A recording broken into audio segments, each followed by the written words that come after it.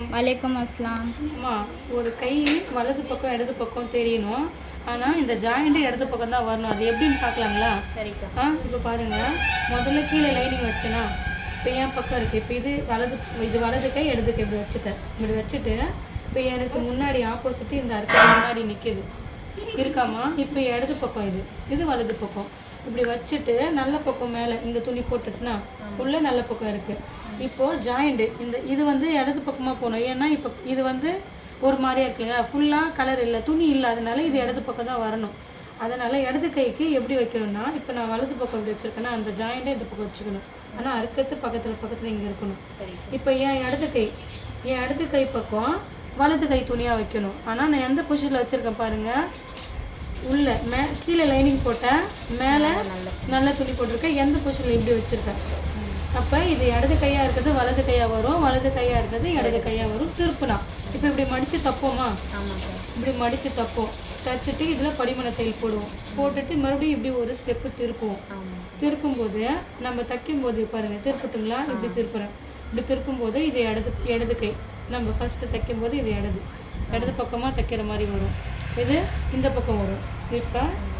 இப்போ இதே மாதிரி மடித்து தப்போம், படிமன தையல் போடுவோம், திருப்புவோம்.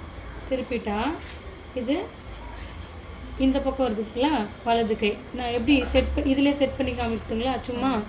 பாருங்கள், இது வந்து எனக்கு வலது கை.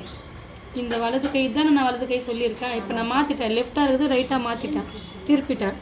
இப்போ இது வலது கை, நான் திருப்பிட்டு நான் தைக்கும்போது நம்ம இப்படி தானே வச்சு பார்ப்போம்.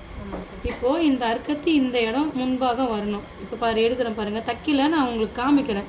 இப்போ பாருங்கள், அறுக்கத்து வருதாம்மா, கரெக்டாக வருதா. இது வலது கை, இது அப்படியே வச்சிடலாம். இப்போ இந்த கை வந்து இடது கை, சரிங்களா. அப்போ இடது கைக்கு ஃபஸ்ட்டு என்ன வரும், அறுக்கத்து இல்லாத பீஸ் வரும். இப்போ இது அறுக்கத்து பீஸ் வந்துச்சா, இப்போ அறுக்கத்து இல்லாத பீஸ் பிடிமா, கொஞ்சம் இப்படி பிடிங்க. பாருங்கள், நான் ஆல்ரெடி செட் பண்ணி இப்படி இந்த பக்கம் வச்சுட்டேன். இப்போ பாருங்கள் கரெக்டாக வருதாம்மா, உள் வச்சு திருப்பி பாருங்கள், கரெக்டாக வருதா. நீங்கள் பார்த்து கரெக்டாக நான் சொல்கிற மாதிரி செய்யுங்க, ஓகேங்களா. இப்போ மறுபடியும் அதே பொசிஷனில் வச்சிடுறேன் இருங்க. இப்போ நான் திருப்பிட்டேன். இப்போ இது இந்த பக்கம் இருந்ததுங்களா, இப்போ இடது கையாக இது இருந்தது, வலது கையை திருப்புங்க அதே பொசிஷனில். அவ்வளோதான். நல்லா கவனிச்சுக்கோங்கம்மா. கீழே முதல்ல லைனிங் செட் பண்ணிக்கணும், அதுக்கப்புறம் தான் மேலே நல்ல துணி செட் பண்ணணும்.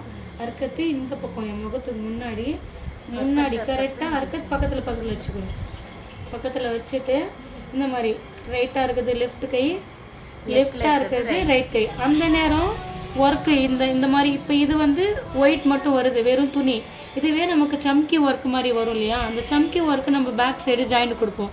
அந்த பேக் அப்படியே இந்த பக்கம் வச்சுக்கணும், ஃப்ரண்ட்டை இந்த மாதிரி மாற்றிக்கணும். கரெக்டாக பார்த்து செஞ்சுங்க. அஸ்ஸலாமு அலைக்கும். வலைக்கம்.